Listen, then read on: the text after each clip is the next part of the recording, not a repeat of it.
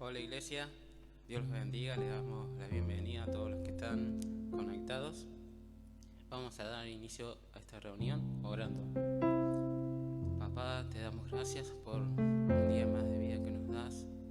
Gracias, Señor, por permitirnos, Señor, estar aquí, Señor, en tu casa. Los que estamos y los que están conectados, Señor, en cada uno de sus hogares, con sus familias. Te doy gracias, Señor, porque en esta mañana sabemos y creemos que te vas a mover en medio de la alabanza y la adoración, y que juntos como pueblo, Señor, nos vamos a poder gozar contigo, Señor, en alabanza, Señor, a ti, Señor. Te damos gracias, Señor, por todo lo que haces, Señor, en nuestras vidas, Señor, y queremos empezar cantándote a ti, Señor.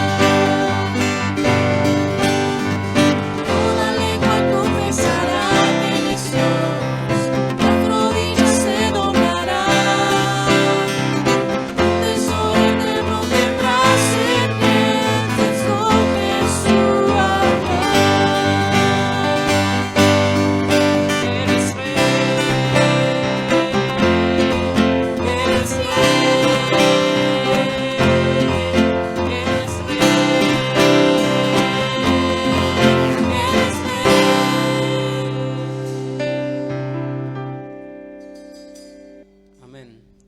Gracias a Dios porque confiamos y creemos que toda lengua confiesa que Él es Dios, que Él es Rey.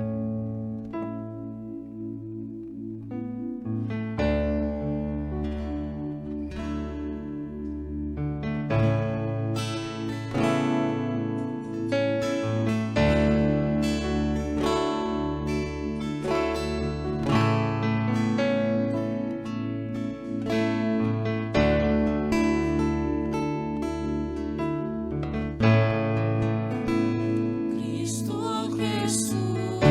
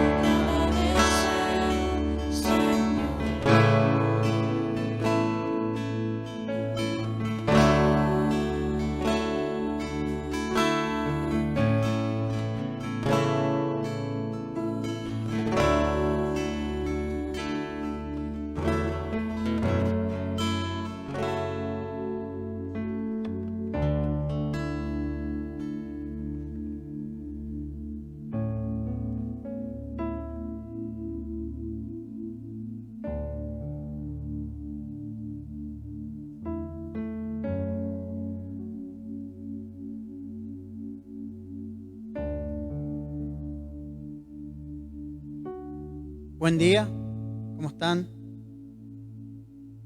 Es una bendición de vuelta estar juntos a través de este medio y poder dejar que el Señor nos hable, nos ministre en esta mañana. Así que antes de que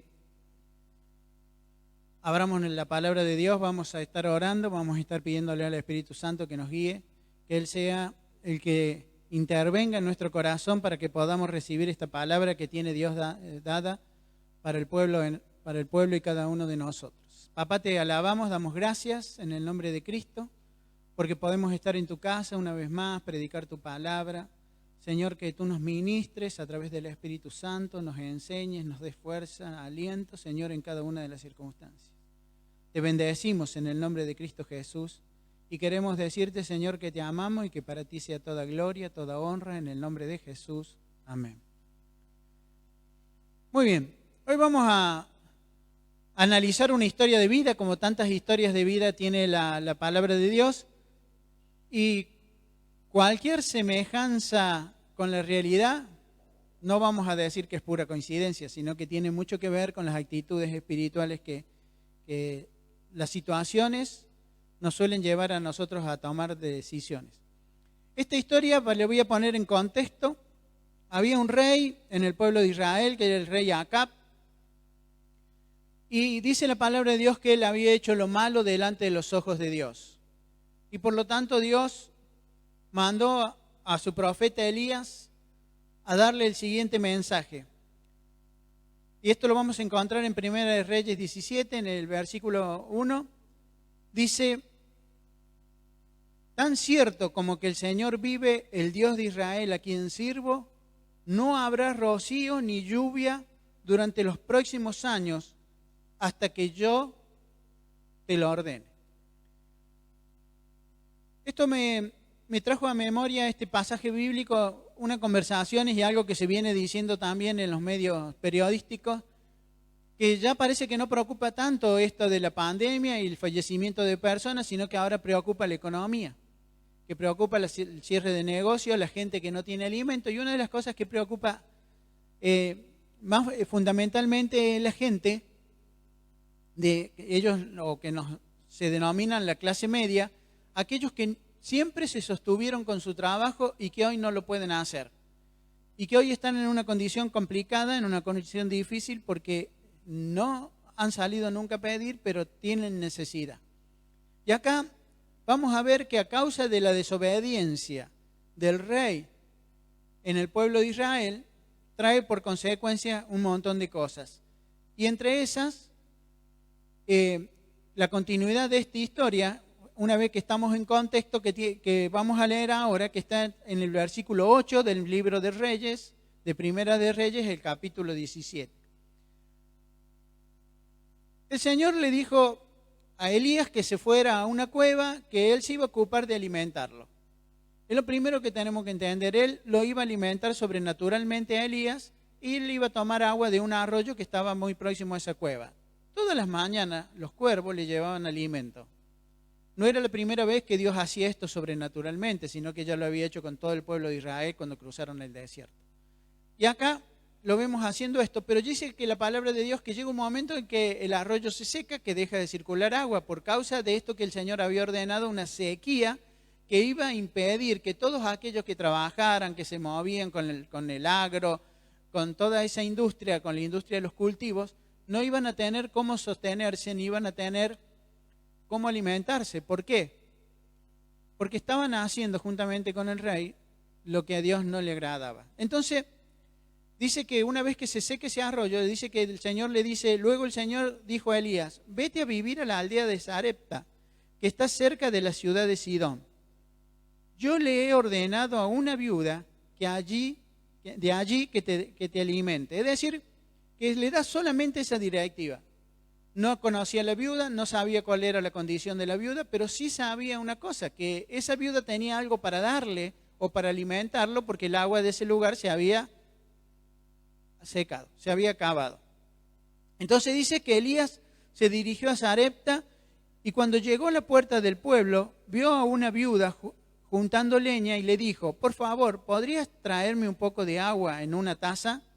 Mientras ella iba a buscarle el agua, la llamó y dijo, también tráeme un bocado de pan. Es decir, que Elías está cumpliendo con lo que el Señor le pidió que fuera y que hiciera, y que una viuda en ese lugar le iba a dar agua y alimento. Entonces dice que ella respondió, pero ella respondió, le juro por el Señor su Dios que no tengo ni un pedazo de pan en la casa, solo me queda un puñado de harina en el frasco y un poquito de aceite en el fondo del jarro. Estaba juntando algo de leña para preparar una última comida. Después, mi hijo y yo moriremos. Es decir, que la viuda estaba preparando su último bocado de comida para después, junto con su hijo, ella y su hijo, morir, dejarse morir. Y puede que en lo espiritual, ahora trasladando esto a lo espiritual, que muchos creyentes tengan apenas un poquito de aceite en su jarro y entendiendo lo que significa el aceite espiritualmente, es la presencia misma de Dios en nuestras vidas, ¿no? Por lo que su vida espiritual es raquítica, agonizante, la llevan adelante con mucho esfuerzo, y la palabra de Dios dice que en 1 de Tesalonicenses, el capítulo 5, el versículo 19, dice que no apaguemos el Espíritu Santo en nuestra vida.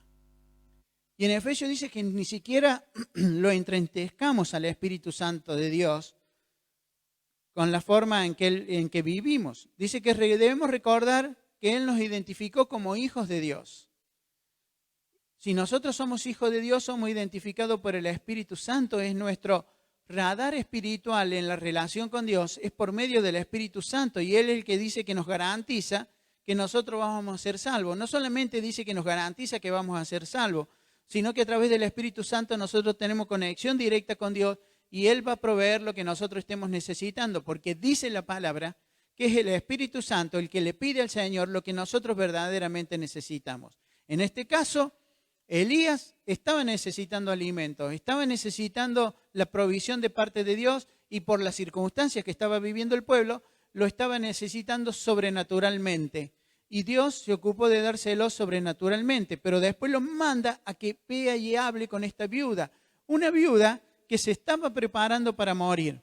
Una viuda que decía, es lo poquito que me queda porque no hay de dónde sacar más y con esto le voy a dar un poco a mi hijo, un poco yo y después nos sentaremos a esperar que la muerte nos agarre. Entonces, cuando nosotros apagamos este espíritu, cuando nosotros lo entristecemos este espíritu, dice que indudablemente nosotros no vamos a tener deseos de leer la palabra de Dios, no vamos a tener deseos de orar, no vamos a tener deseos de servir al Señor, porque está en la condición del desánimo que pesa sobre nuestra vida, porque vemos la circunstancia, que todo este gozo lo perdemos.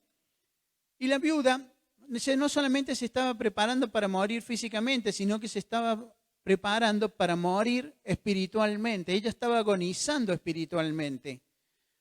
Y yo te quiero decir algo en esta mañana y especialmente quiero que tomes nota de esto, porque el que muere espiritualmente nunca muere solo. Nunca muere solo. ¿Por qué? Porque las personas que comparten la vida con ellos, la persona que comparte la vida contigo, la persona que comparte la vida en tu casa, en tu trabajo, en tu barrio, en tu universidad, en tu colegio, ellos están vacíos, están totalmente vacíos, no con un poquito de aceite como la viuda, están totalmente vacíos. Y esa es la diferencia que hay entre ellos y muchas veces nosotros cuando no dejamos que el Espíritu Santo se mueva en plenitud en nuestra vida. Son personas carentes de aquello que solo Jesucristo les puede dar. ¿Por medio de quién? Por medio nuestro. Ella estaba tomando una decisión que no solamente incluía su vida, estaba tomando una decisión que incluía la vida de su hijo. Ella estaba diciendo, yo voy a morir y por lo tanto mi hijo tiene que morir conmigo.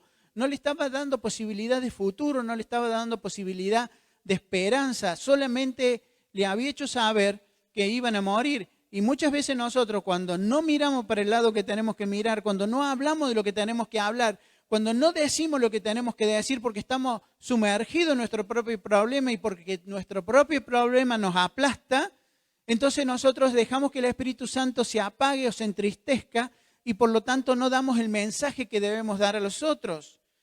Y solamente somos nosotros, estamos en esta tierra para dar ese mensaje de esperanza, para hacer una Elías por donde caminamos y dar una palabra en Dios a aquellas personas que lo están necesitando. ¿Saben?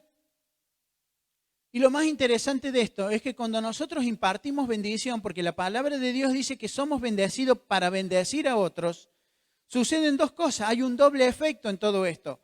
Lo primero es que esas vasijas que están vacías no estarán más vacías porque nosotros le llevamos la esperanza. Y lo segundo, que el aceite en nuestra vida no faltará. Porque mientras más damos, más recibimos. Mientras más proclamamos la palabra de Dios, más palabra de Dios tenemos para dar. Y la viuda de Sarepta se había resignado a vivir una vida espiritual sin gozo.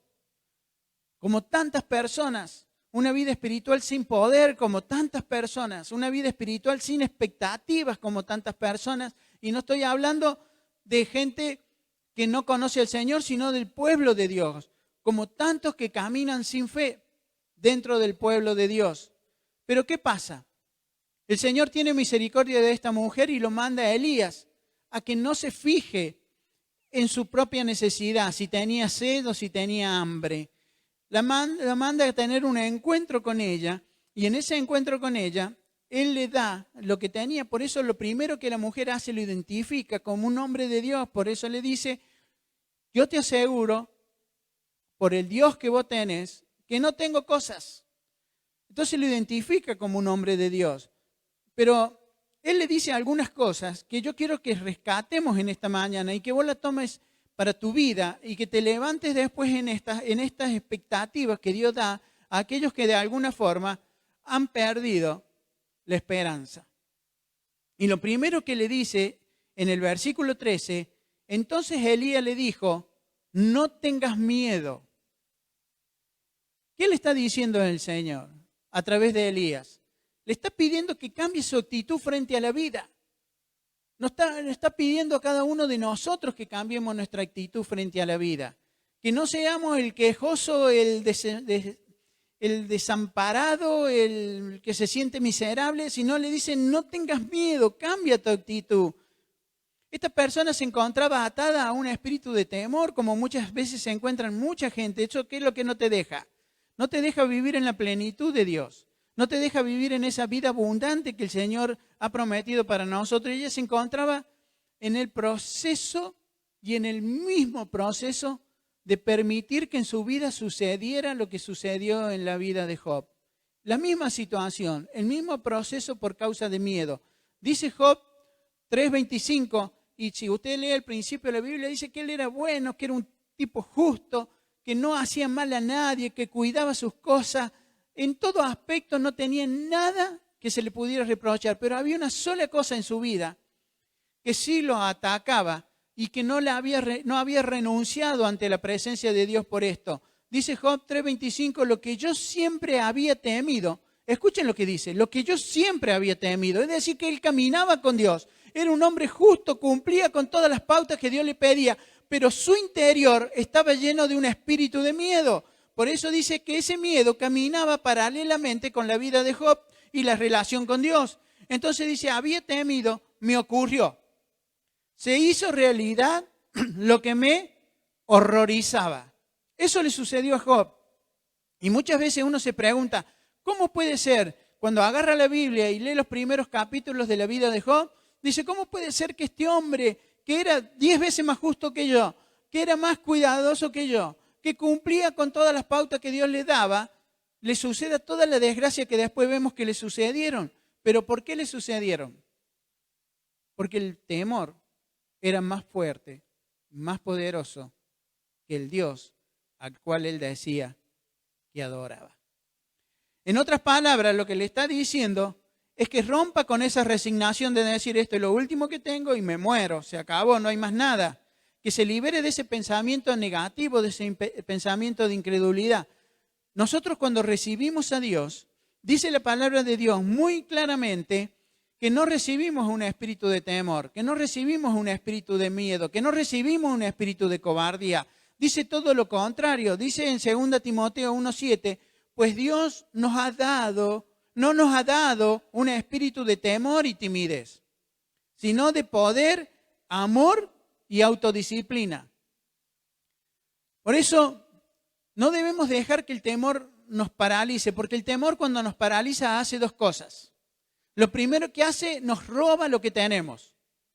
Lo que ya tenemos nos es robado, pero lo peor también aún es que nos roba lo que Dios tiene preparado para darnos. Es decir, que vivimos en una situación estanque, nos quedamos ahí, no podemos avanzar, pero vamos viendo que lo que tenemos en nuestra vida se va acabando, se va diluyendo, va desapareciendo, y esto le pasaba a la viuda. La viuda había vivido una cantidad de días, pero llegó el momento en que abría su alacena, abría su ladera, abría sus tarros, tupper, qué sé yo, todo lo que ella tenía, y encontraba que cada uno de ellos estaban vacíos, hasta que encontró un poquito de aceite en un jarro y un poquito de harina, dos cosas fundamentales para la vida del pueblo.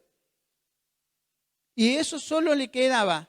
Y entonces dice, listo, esto es lo último que tengo, como esto me resigno. Y le dijo a su hijo, y nos morimos juntos, abrazados, sintiendo el amor de mamá a hijo y de hijo a mamá, pero nada más que eso. No hay otra esperanza, no hay otra cosa. Moriremos abrazados, pero moriremos. Entonces, lo segundo que podemos rescatar en el relato que también está en el versículo 13 dice, haz exactamente lo que acabas de decir, pero primero, cocina un poco de pan para mí. Dice, vos querés hacer eso, pero primero cocina un poco de pan para mí. Segunda cosa que le está diciendo, cambia las prioridades. Cambia tus prioridades. La prioridad de la viuda era comer ella, darle a su hijo y comer ella y morir. Y acá el Señor le está diciendo a través de Elías que está bien, pero lo primero que tiene que hacer, dice, es darme de comer a mí. Este principio es aplicable para toda nuestra vida, para todas las áreas de nuestra vida, para cada una de nuestras áreas de existencia. Debemos nosotros ser cristocéntricos. Cristo tiene que estar involucrado en todas las áreas de mi vida. No es cuando yo vengo a la iglesia un rato que lo dejo a Cristo que actúe en mí. Cristo tiene que estar conmigo cuando yo voy a la panadería, cuando voy al supermercado, cuando me junto con mis compañeros, cuando hago lo que haga. Tiene que ser Cristo mi relación. Yo no puedo ser medio gris. Dios no acepta lo gris. Yo no puedo ser cristiano cuando me conviene y cuando no me conviene ser como los demás. Entonces el Señor le está pidiendo que cambie las prioridades de su vida. Porque de esa forma, cuando somos cristocéntricos, el Señor nos promete que nos va a dar todo lo que nosotros necesitamos. Mateo 7 dice a partir del versículo 9 en adelante, ¿le daría a alguno de ustedes una piedra a su hijo si le pide pan? ¿O le daría una serpiente si le pide un pescado? Pues si ustedes aún siendo malos saben cómo darle cosas buenas a sus hijos, imagínate, dice el Señor, ¿cuánto más estoy dispuesto a darte si me lo pedís? ¿Cuánto más si me lo pedís? Y tercer aspecto de esta conversación, de este cambio de opiniones, de palabras entre Elías y esta viuda. Así que ella hizo, cambió su actitud, cambió su perspectiva ante la vida, cambió sus prioridades. Dice que ella al principio, ¿qué tenía? Un poquito de pan, un poquito de aceite y un hijo que tenía hambre. Y eso era su mundo, ese era su enfoque. ¿Con la esperanza para adelante? No. Con la desesperanza y con el solo propósito de una vez que consumieran ese poquito de pan y ese poquito de aceite, murieran. Pero acá cambia su perspectiva. Entonces dice que ella hizo conforme a Elías le había dicho. Entonces dijo, hijo, yo voy a esperar y voy a hacer lo que el Señor me está pidiendo por parte de este hombre llamado Elías. Entonces fue y hizo eso. ¿Qué es lo que le quiere decir con esto? que hay algo fundamental en la vida del Hijo de Dios, que hay algo que nos abre las puertas del cielo a los hijos de Dios, y eso se llama obediencia. Ella no dijo, no, para que si sobra le voy a dar un poquito a usted. No, ella fue e hizo obediencia. ¿Por qué? Porque la desobediencia a Dios echa a perder todo. Todo echa a perder. Colosenses 3, del 5 al 6 dice, así que saquen todo el mal de su vida. ¿Qué es lo que tenemos que sacar? Todo el mal. No le tenemos que pedir a Dios, ay Señor, sácame. No, yo tengo que sacar. Yo tengo que sacar el mal de mi vida. Yo tengo que sacar lo que no sirve, así como saco la basura todas las noches en mi casa, o saco lo que veo que es inútil y lo pongo en la puerta, o lo tiro, o lo quemo. Yo tengo que tomar la decisión de sacar todo el mal que hay en mi vida. Lo tengo que sacar, lo tengo que entregar. Dice pecados sexuales, inmoralidades, malos pensamientos, malos deseos, codicia. Toda esa forma de adorar a otros ídolos, dice la palabra de Dios. Todo esto hace que Dios se enoje. ¿Qué es lo que hace? Se enoje. ¿Qué es lo que hacía Acab, el rey? Hacía todo lo malo delante de los ojos de Dios. Hizo que Dios se enojara. Y porque Dios se enojara, dijo, se acabó. No hay lluvia, no hay sembrado, no hay vivencia, no hay nada. ¿Y quién es el que más recibía de todo eso? El mismo rey. Tenía que tomar conciencia de que estaba desobedeciendo a Dios y que la desobediencia trae por consecuencia la falta de bendición. Entonces dice, se enoja con los que son desobedientes. Y para terminar quiero decirte que no importa cuál sea la necesidad, no importa cuál sea tu carencia, si todavía tenés ese poquito de aceite, si todavía tenés un poquito de aceite en tu vida, en tu jarro, un poquito de presencia del Espíritu Santo, Dios con eso transforma todas tus necesidades en bendición. Él está dispuesto a hacer todo nuevo. Solamente te pide que te levantes y que renuncies. ¿A qué cosas? A la resignación, que era lo que identificaba la vida de esta viuda. Al temor, nos vamos a morir. A la incredulidad, al negativismo. Solo tengo esto. No tengo más, no me pidas, no tengo más nada. Por eso, yo quiero invitarte en esta mañana que vos tomes una actitud delante del Señor y te pongas en pie. Y que puedas escuchar lo que Él te dice. Y presta atención a este final del relato bíblico. Dice el versículo 14, pues el Señor Dios de Israel dice, el Señor Dios de Israel dice para tu vida en esta mañana, no importa la circunstancia, no importa lo que estén desobedeciendo, no importa lo que esté sucediendo a tu alrededor, Él te pide a vos que cambies tus prioridades. Él te pide a vos que seas obediente. Él te pide a vos que le des al Señor lo que le tienes que dar al Señor. Y entonces dice, siempre habrá harina y aceite de oliva en tus recipientes. Siempre lo habrá. Hasta que el Señor, y miren lo que sigue diciendo, hasta que el Señor mande la lluvia. ¿Saben? El Señor nos va a dar para que nosotros hoy tengamos lo que necesitamos, pero nos va a dar más sobreabundantemente de lo que nosotros esperamos. Y ese es el significado de la lluvia. La lluvia es la bendición de Dios sobre nuestras vidas. La lluvia es volver a todo lo que Dios nos había prometido y recuperar todo lo que habíamos perdido. Esa es la lluvia. Dice, y volverán a crecer los cultivos. Así que ella hizo lo que Elías le dijo. Y presta atención a esto. No dice y ella y su hijo. Dice ella, su familia. Es decir, que ya involucró a muchos más. Ya le llevó el mensaje de esperanza a todos aquellos que estaban desesperanzados y que eran parte de su familia. Aquellos que estaban listos también para a lo mejor morir como ella iba a morir. Aquellos que ya estaban entristecidos, ella les llevó de su alimento espiritual. Y dice la palabra de Dios, y ella, su familia y Elías comieron durante muchos días. Siempre había suficiente harina y aceite de oliva en los recipientes, tal como el Señor se lo había prometido. Esta es una promesa para tu vida. Esta es una promesa para tu vida si vos te desenfocás de lo que estás enfocado hoy y empezás a enfocarte en Dios. Esta es una promesa para tu vida si estás decidiendo sacar de tu vida todo aquello que está impidiendo la obediencia a Dios. Esta es una promesa para tu vida si vos estás cambiando las prioridades y estás dejando que Dios intervenga por completo en tu vida. Y Él te dice que esa promesa se cumplirá. Siempre habrá en tu casa lo suficiente, pero no solamente para vos, sino para tus hijos y para los hijos de tus hijos, porque ellos comprenderán que hay un Dios del cielo, un Dios de la tierra, que es el dador de todas las cosas que nosotros necesitamos.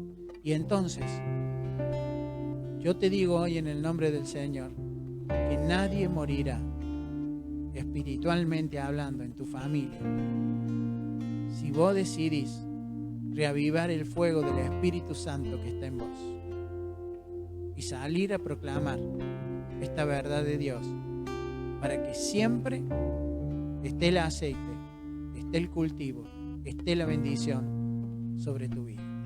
Oramos. Papá, alabamos tu nombre, damos gracias por tu esperanza, Señor, en nuestras vidas, y la queremos tomar a esta palabra que vos has soltado con poder y autoridad, Señor, en cada uno de nuestros corazones. Queremos serte fiel, Padre, y en el nombre de Cristo, hacer el proceso que necesitemos, Señor, para echar fuera de nuestra vida todo espíritu de temor, de cobardía.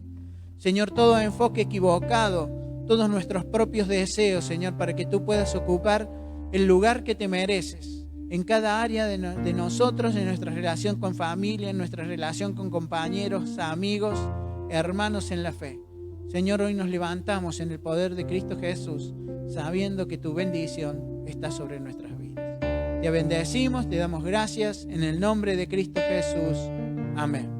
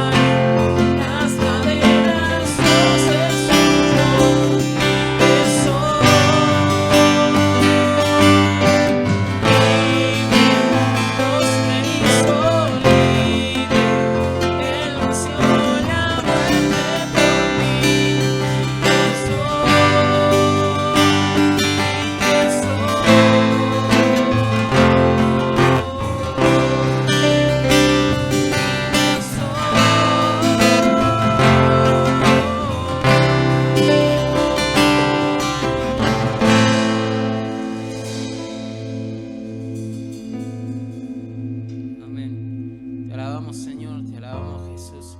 Gracias por esta reunión, gracias, Señor, porque